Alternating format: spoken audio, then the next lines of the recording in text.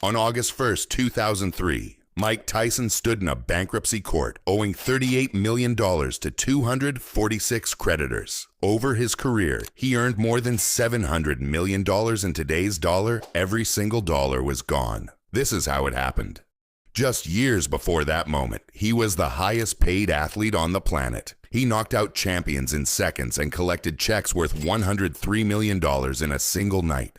But by the time he reached that courtroom, not some of it was left. Not most of it. All of it was gone. And what destroyed that fortune is a story so wild it doesn't feel real. It starts long before the money, long before the belts, long before the fame. It starts with a boy in Brooklyn who had nothing except his fists. Mike Tyson was born on June 30th, 1966 in Brownsville, Brooklyn. No father, a mother barely around, and gangs controlling every street. By age 13, this kid had nearly 38 arrests for muggings and theft.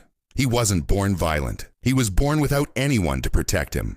The bullying never stopped, so he learned to fight just to survive each day. But all those arrests finally caught up with him and sent him to the Tryon School for Boys. Most kids who entered that place never made it out of the system. But inside those walls, a counselor named Bobby Stewart spotted something terrifying in this angry kid's fists. Something raw, something explosive, something worth one very important phone call. Bobby Stewart brought the 13-year-old Tyson to a gym in Catskill, New York. Inside that gym stood Cus D'Amato, a legendary trainer who had already made 2 world champions. D'Amato watched Tyson hit the heavy bag once and saw a once-in-a-generation destroyer. He didn't just train the boy, he took him into his own home. After Tyson's mother died in 1982, D'Amato became his legal guardian. For the first time in his life, Tyson had structure, discipline, and a real family. And then D'Amato told him something that changed everything. You are going to be the youngest heavyweight champion in the world. But there was a flaw nobody noticed at the time. Everything holding Tyson together came from one man. And without that man, the weapon he built would have nobody left to control it. In March 1985, an 18-year-old Tyson stepped into his first professional fight. Within 18 months, he had 27 wins with 25 of them by knockout. Most ended in the first or second round. Opponents didn't just lose, they were destroyed. Then on November 22, 1986, Tyson stopped Trevor Berbick in 2 rounds at the Las Vegas Hilton. At just 20 years old, he became the youngest heavyweight champion in history. D'Amato's prophecy had come true, but D'Amato never saw it. He died in November 1985, 1 year before the title. The man who built the champion was gone before the crown was won. And without that anchor, the fortune about to pour in would have nothing to hold it in place. With the championship came money that boxing had never seen before. A $27 million deal with HBO. Then a $120 million contract with Showtime. Forbes ranked him the highest paid athlete in the world. In 1988, he destroyed Michael Spinks in just 91 seconds and earned $22 million for that single night. Across his entire career, Tyson earned at least $430 million in fight purses and endorsements. Adjusted to today's dollars, that number reaches nearly $700 million. All earned by a man who grew up with nothing and was never taught how to manage a single dollar. The money machine was running at full speed. But the spending machine behind it was already running even faster. At his peak, Tyson was burning through $400,000 every single month. He bought 3 Bengal tigers for $70,000 each and spent $200,000 a year just to feed them.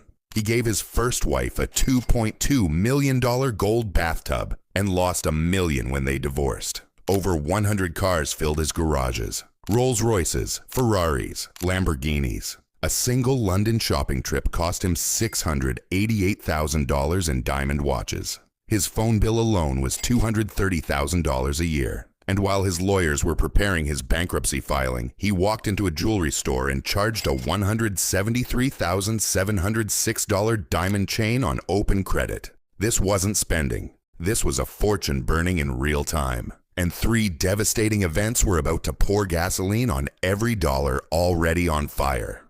On February 11th, 1990, a 42-1 underdog named Buster Douglas knocked Tyson out cold in Tokyo. The most feared champion in history lay flat on the canvas, unable to stand. In one night, the myth of invincibility was shattered. And with that myth gone, the money machine started slowing down.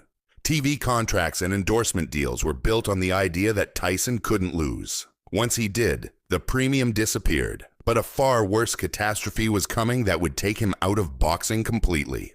In February 1992, Tyson was convicted of rape in Indianapolis and sentenced to 6 years in prison. He served nearly 3 years at the Indiana Youth Center, 3 years locked away during the prime of his career, between ages 25 and 28. Every month inside meant no fights, no purses, and no income. But the spending never stopped. Tigers still needed feeding. Properties still needed maintaining. The money kept flowing out while nothing was coming in. When he walked out in March 1995, the boxing world had moved on. New champions held the belts. His aura was permanently scarred. He was still dangerous, but never again untouchable. And the third catastrophe was about to destroy what little reputation he had left. On June 28, 1997, Tyson stepped into the rematch against Evander Holyfield. In round 3, he did something the world still can't believe. He bit off a piece of Holyfield's ear. Then he bit the other one. The referee stopped the fight.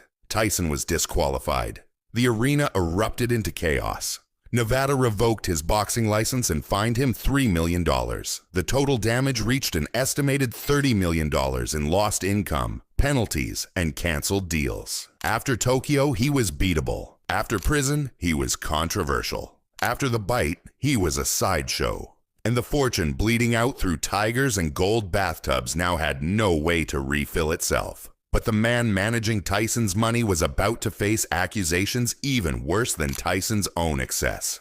On August 1st, 2003, Mike Tyson filed for bankruptcy. 246 creditors stood in line for money that no longer existed. He owed $13.4 million to the IRS, $9 million in divorce payments, and $4 million to British tax authorities. The New York Times called it a lesson in ways to squander a fortune. $700 million earned, $38 million in debt, and nothing left. The rise from Brownsville to champion took 5 years. The fall from champion to bankrupt took less than a decade. But this wasn't the final chapter, because the man who lost everything was about to start rebuilding in ways nobody saw coming.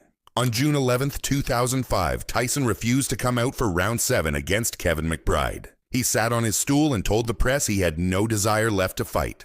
Most people thought his story was over, but Tyson proved them all wrong. He turned his infamy into a Broadway show, a Hollywood cameo, and a hit podcast. In 2021, he launched Tyson 2.0. A cannabis brand that reached 100,000 stores across 17 countries. And in 2024, at age 58, he fought Jake Paul on Netflix and earned $20 million in one night. Today, his net worth sits at an estimated $30 million, a fraction of the $700 million he once had, but proof that the survival instinct from Brownsville never left him. Tyson's story was never about money. It was about a boy given power before he was given stability. He earned $700 million with his fists, but was never taught how to keep a single dollar. The one man who could have protected him died before the fortune even arrived. And everyone who came after D'Amato took from Tyson instead of protecting him. The greatest financial collapse in sports history wasn't caused by spending. It was caused by loneliness, surrounded by people, but protected by no one. $700 million earned. Every dollar lost. And he still got back up. That's Mike Tyson. The real fight was never in the ring. If this story surprised you, hit the like button. It helps more than you think. Drop a comment with the moment that hit you hardest. And subscribe if you want more stories like this every week.